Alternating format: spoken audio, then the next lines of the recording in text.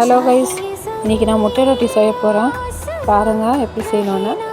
First வந்து ரொட்டி மாவு குழச்சி வச்சுருக்கேன். கோதுமை மாவை மைதா மாவும் ட்ரை பண்ணுங்கள், ஒன்றும் இல்லை. நான் இன்றைக்கி கோதுமை மாவு பண்ண போகிறேன்.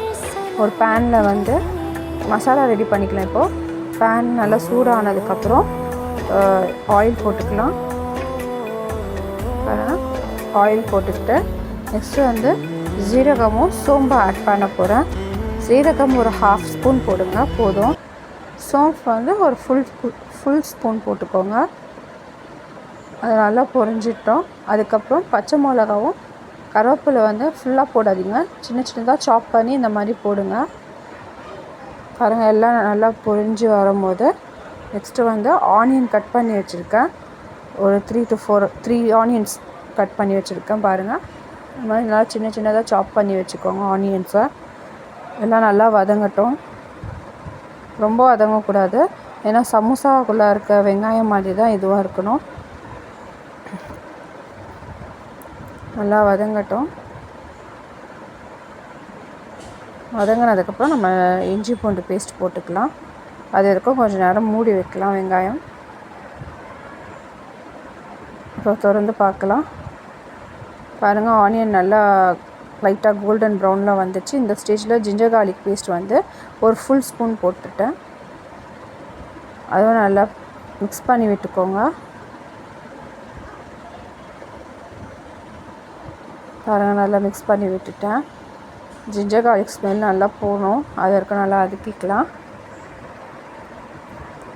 நான் வந்து இது கைமா இருக்குல்ல, கொத்தனக்கறி, அது வந்து நான் தனியாக வேக வச்சு வச்சுருக்கேன்.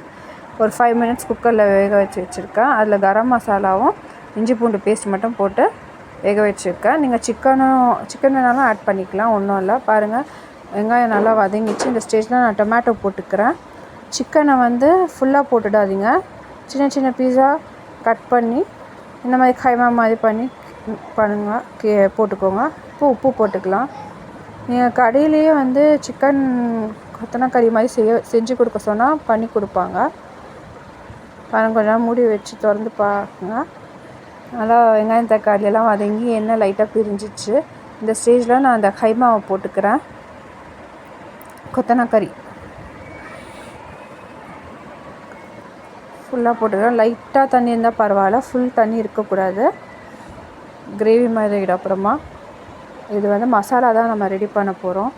இப்போ ஃபுல்லாக வதங்கிச்சு. இப்போ இது போட்டுக்கலாம், மஞ்சத்தூள், மிளகாத்தூள், அப்புறமா கரம் மசாலா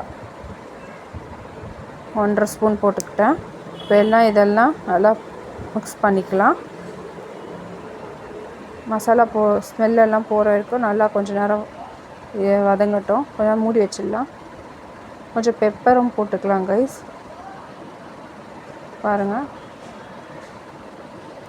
எல்லாம் வதங்கிக்கோங்க. நல்லா ஸ்மெல்லெல்லாம் போயிடுச்சு. பாருங்கள், நல்லா ஸ்மெல் நல்லா கலரும் மாறிடுச்சு. இந்த ஸ்டேஜில் வந்து நான் முட்டை போட போகிறேன்.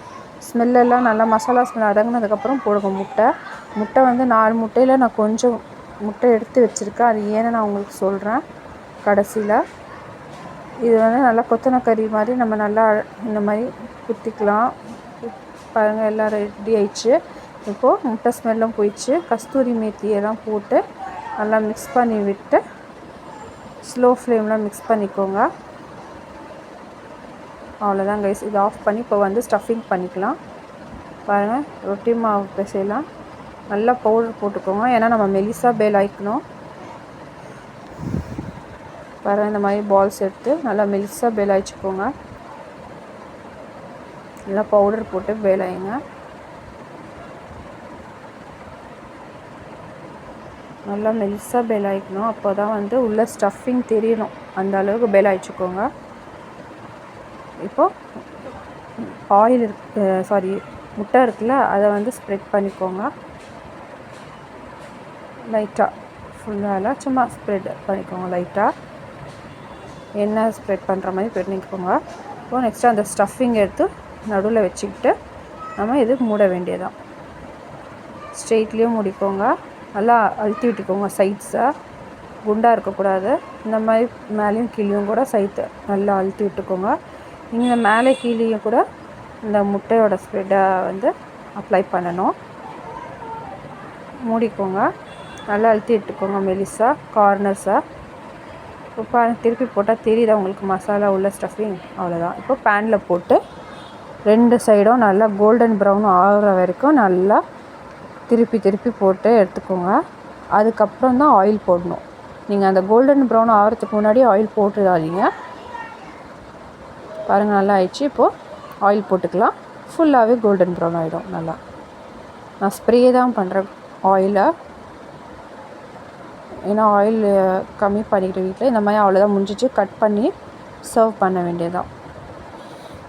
பாருங்கள், கலர்ஃபுல் முட்டை ரொட்டி ரெடி. பாருங்கள் கைஸ், இதுக்கு டொமேட்டோ சாஸ் மயோனோ சாஸ் வச்சு சாப்பிடலாம். சூப்பர் டேஸ்ட்டாக இருக்கும். பசங்களுக்கு மோஸ்ட்லி பிடிக்கும். பாருங்கள், சூப்பர். நீங்களும் ட்ரை பண்ணுங்கள். நெக்ஸ்ட் வீடியோவில் பார்க்கலாம்.